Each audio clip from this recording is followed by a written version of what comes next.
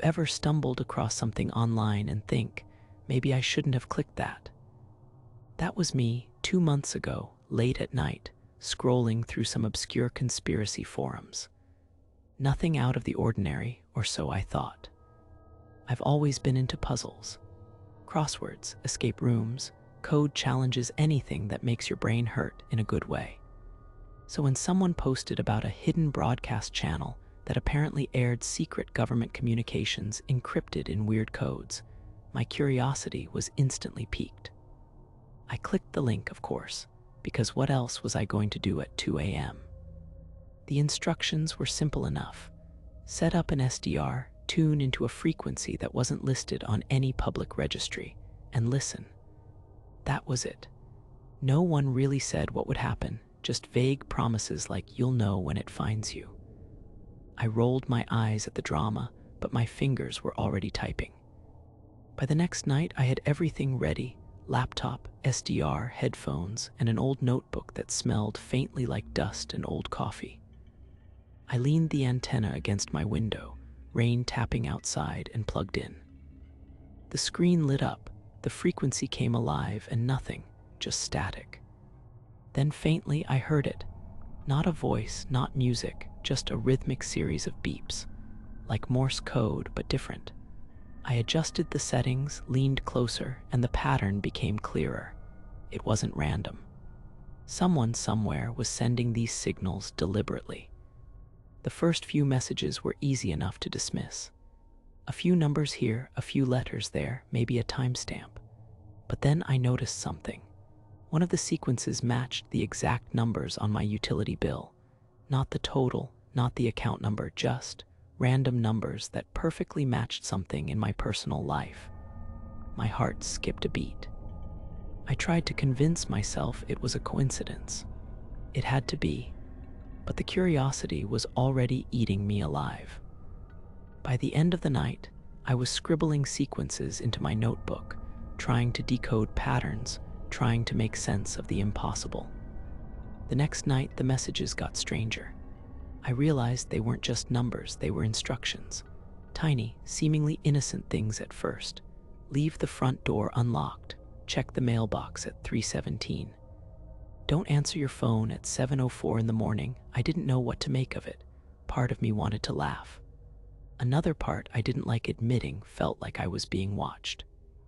And then I saw it. A sequence that looked almost like a name, my full name, and next to it a simple word, observe. I almost dropped the headphones. My palms were sweating. I told myself it had to be a coincidence.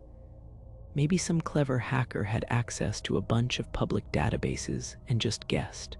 That's all it was, just a prank. Except when I woke up the next morning, the mailbox was open.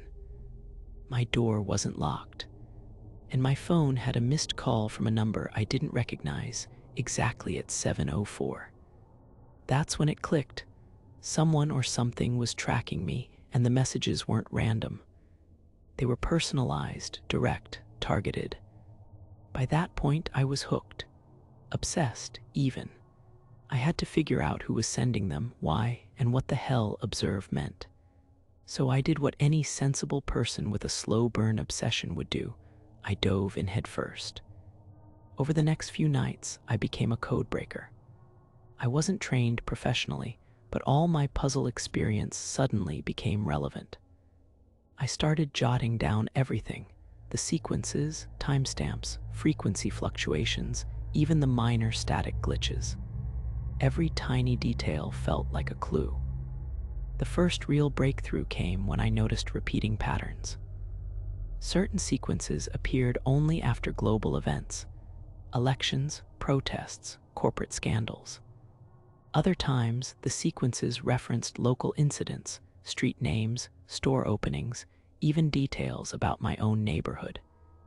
And every night, the channel grew bolder. The messages weren't just codes, they were warnings, subtle nudges. At first, I didn't realize that ignoring them carried consequences. But one night, I did. I ignored a simple instruction: do not open the email at 11:03 p.m. I was tired, skeptical, and didn't care. By 11:03, my screen flickered. A video played. Not online, not downloaded, just appeared on my laptop, full screen. It was me. Not Liv, not from my webcam, but a recording. And it wasn't from yesterday. It was me earlier that day, doing things I hadn't recorded. I swear to God, I couldn't breathe. The camera angles, the timing, the perfect capture, it was impossible. And then, the final frame, a sequence. My name and the word next. From that moment on, I wasn't just decoding messages. I was surviving them. After the email and the video, I couldn't treat the broadcasts like some nerdy puzzle anymore. It wasn't about decoding numbers or solving a fun brain teaser. It was personal now. Every night, I'd sit in my apartment, headphones on, SDR humming quietly beside me. The rain pattered against the window sometimes, soft enough to be comforting, loud enough to drown out the outside world. I felt like I was the only person awake on Earth, which, in a way, I was. The broadcasts changed that night, not the usual beeps and numbers. There were new patterns, symbols layered over the codes, tiny squiggles I hadn't noticed before, like the signals were evolving in real time. I could almost feel them watching me react, testing me, pushing me. And then it happened, the voice. I'd heard it faintly before, buried in static. This time it was clear, crisp, and slow, like someone speaking directly into my brain rather than my headphones. Stop decoding. I nearly yanked the headphones off. My palms were sweating. My heart raced. The words weren't aggressive, they weren't yelling, but they carried authority, something that made you obey without thinking. I froze for a moment, then my logical side kicked in. It's just someone playing a prank, a hacker, maybe multiple hackers. But something deep down, a voice I didn't recognize as my own, whispered that this was more than a prank. I stared at my notebook. The codes, the numbers, the instructions I'd ignored, all of it suddenly seemed alive, like a predator circling its prey. And then I realized the codes weren't just numbers anymore. Some of them had letters embedded in them, faintly, almost invisible if you weren't paying attention. I grabbed my cipher tools and started mapping it out. Hours passed, I didn't notice. Every time I thought I decoded one layer, another would appear beneath it. And the deeper I went, the more personal it got. My name, my street, my birthday, even memories I hadn't shared anywhere were somehow hidden in these sequences. By 3 a.m. I wasn't just decoding, I was part of the message. I leaned back, exhausted, and realized the truth. This wasn't about government secrets or some hidden channel anymore. It was about me. The broadcasts weren't random. They weren't for the public. They were meant to find me. After that night with the voice telling me to stop, I didn't sleep. I couldn't. I kept thinking about that tone. Calm, not a threat, not a warning, more like a teacher telling a kid to quit drawing on the desk. It made my skin crawl more than if it had been a scream. By morning, my apartment looked like a crime board. Sticky notes, scribbled numbers, arrows connecting patterns. The static was still in my ears, even though the headphones were off. I kept replaying the recording over and over, until the voice came again. Stop decoding. But this time I noticed something. Underneath the voice there was another sound, a whisper, like a second track hidden inside the first. It was faint, buried deep in the static, but it was there. I isolated it on my laptop, boosted the volume, slowed it down. And there it was, numbers clear as day. Someone, whoever or whatever was behind this, had hidden another message under the warning. It was like they were fighting each other. One side telling me to stop, the other slipping me secret breadcrumbs. The numbers weren't random either. They had a rhythm, a heartbeat. When I fed them into a cipher program, it spit out a string of coordinates. I copied them into Google Maps. A single dot appeared. A parking lot, 20 minutes from my apartment. Nothing special. No buildings, no obvious landmarks. Just asphalt and a flickering streetlight on Street View. I sat back in my chair, staring at it. I didn't believe in signs or fate, but my gut twisted like someone had reached inside and squeezed it. My eyes drifted to the frequency on my SDR. The numbers shifted again, forming a simple phrase this time: do not go. I actually laughed. Out loud. This thing had been spoon-feeding me codes for days, and now it wanted me to stay home. Curiosity burns like a fever, and mine had already boiled over. I closed my laptop, grabbed my car keys, and told myself I'd just look around. Nothing serious, just a drive. But deep down, I think I already knew. Whatever was waiting at that dot wasn't just a clue. It was the point of no return. The rain was light, but enough to blur the streetlights into smeared streaks across the windshield. I sat in my car, staring at the coordinates the broadcast had given me, which now felt less like a clue and more like a trap.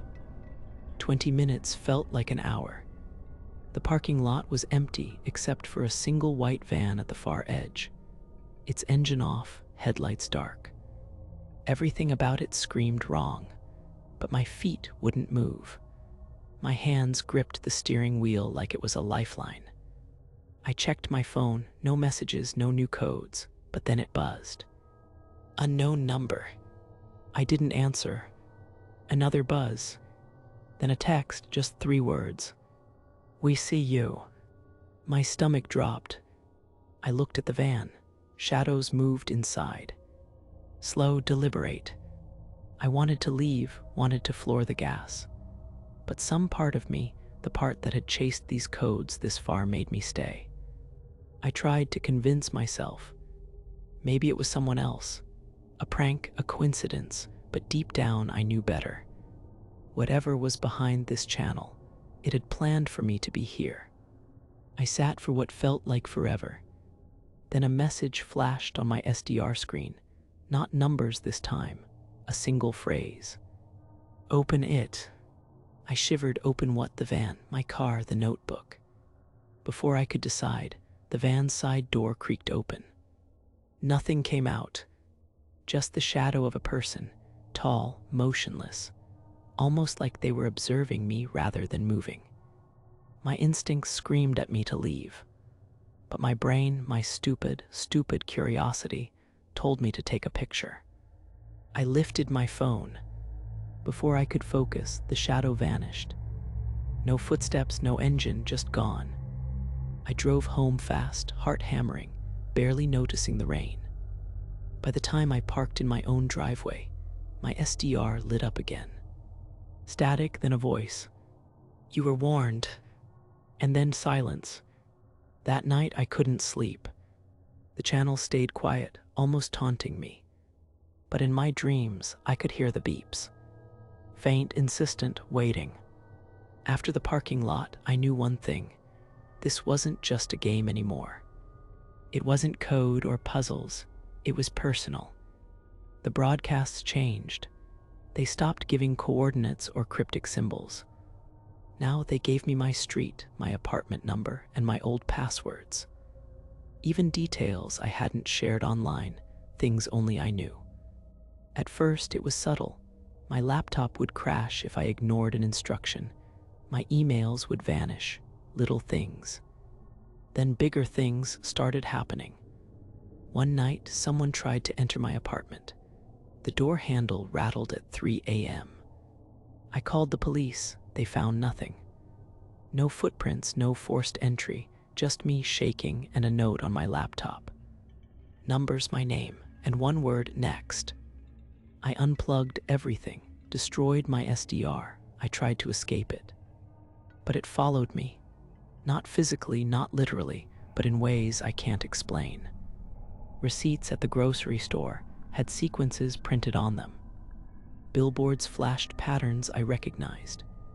Sometimes, late at night, I'd hear the faint beep of the channel in my head, even with nothing plugged in. It became clear this was no longer a broadcast, it was a presence. And the moment I realized it, I wasn't just decoding messages anymore. I was part of them. I stopped trying to figure it out. I stopped writing. I stopped looking at numbers entirely. But I know it's still out there somewhere, watching, waiting. And sometimes, when I wake up in the middle of the night, I hear the faintest whisper. Decode or else. I don't know who's behind the channel. I don't know why they chose me. All I know is this: once you find the code, it never lets you go. And that is the curse.